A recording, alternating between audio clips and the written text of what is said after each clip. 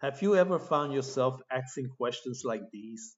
Lord, have I fallen into doubt like Thomas? Have I allowed distraction to take my focus off you like Peter when he sank in the water?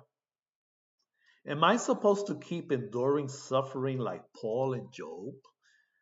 Do I even have enough faith to see a breakthrough? If you have, you're not alone. Some of the greatest men and women in the Bible struggle with the very same things, but here's the amazing part. God never abandoned them. Think about Thomas. He walked with Jesus, saw his miracles, heard his teaching firsthand, and yet after the resurrection, he still doubted. He needed proof. He needed to see and touch the wounds in Jesus' hands. And what did Jesus do? Did he reject Thomas for his doubt? No. He met Thomas where he was, and he gave him what he needed to believe. What about Gideon? When Gideon called them, when God called him, he wasn't ready. He needed signs, not once, but twice. And still, God was patient with him. He straightened Gideon's faith until he was ready to step into his calling.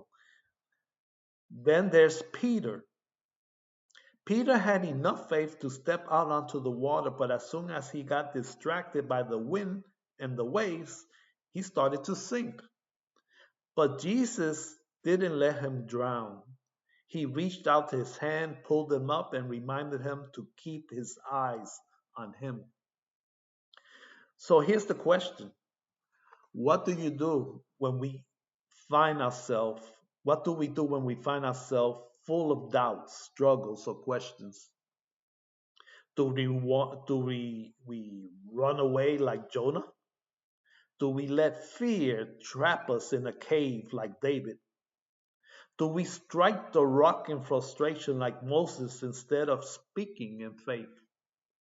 Or do we bring our struggles to God? See, God isn't afraid of our questions. He's not sitting on his throne, shocked that we have doubts or that we're struggling to trust him completely. He already knows our hearts. What he wants is for us to come to him, to talk to him, to surrender our questions and let him lead us.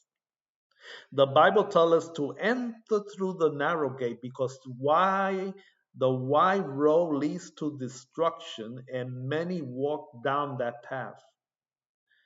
Why is the wide road so tempting? Because it's easy. It's the path of following our feelings instead of God's truth. It's the path of leaning on our own understanding instead of trusting in the Lord. But the narrow road, the road of faith, requires us to keep walking even when we don't see the whole picture. It requires us to trust that God is still in control, even when everything feels out of control. Now, there's something else I've been thinking about, and it's something I've seen firsthand in my own family. Many of us, with the best intentions, try to push or pressure others into the faith we think they should have. We do this because we love them. We want them to experience the fullness of God. We want them to have the kind of faith that moves mountains. But here's the question I cannot ignore. Are we going about this the right way?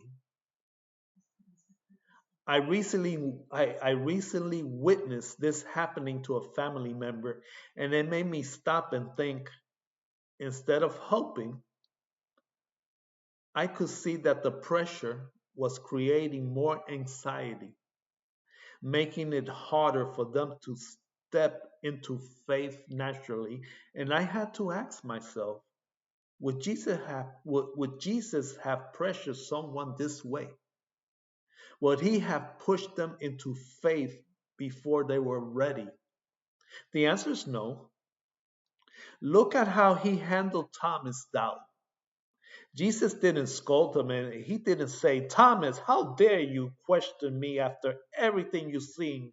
No, he simply said, put your fingers here. See my hands? Reach out your hand and put it in my side. Stop doubting and believe. He met Thomas where he was and gave him what he needed. Look how Jesus treated Peter after he denied him 3 times. He didn't say, Peter, I can't believe you have failed me. Instead, he restored him gently, asking him 3 times, do you love me? He helped Peter step back into faith without shame. Even with the rich young ruler, when the man walked away sad because he wasn't ready to give up his wealth, Jesus didn't chase after him. He didn't chase him down, force him, or pressure him. He let him walk away. So here's what I've come to realize is this. Faith is not something we can force. It's something God cultivates in each person in his own time. Yes, we are called to encourage, guide, and even challenge others to grow in their faith, but we must do it with love, patience, and wisdom. If our approach is making someone feel overwhelmed or inadequate, then maybe we need to step back and trust that God is working in their heart, even if we don't see it yet. Maybe instead of pushing, we should walk with them. Instead of pressuring, we should pray for them. Instead of expecting them to get there on our timeline, we should trust that they get there on God's timeline. We should trust God's timing. At the end of the day, Jesus is our example. If he, the very Son of God, didn't pressure people into faith, but instead led them with grace, love, and patience, shouldn't we do the same? I know there is something I'm still learning. This is something that I'm still learning, but I think it's important for all of us to step back and ask ourselves, have we ever felt pressure in our faith journey? Have we ever unintentionally pressured someone else? How can we do better at leading people to Jesus without overwhelming them? Because at the end of the day, it's not about forcing someone into faith. It's about keeping our eyes on the one who is always faithful and trusting him to do the work in their heart. What do you think?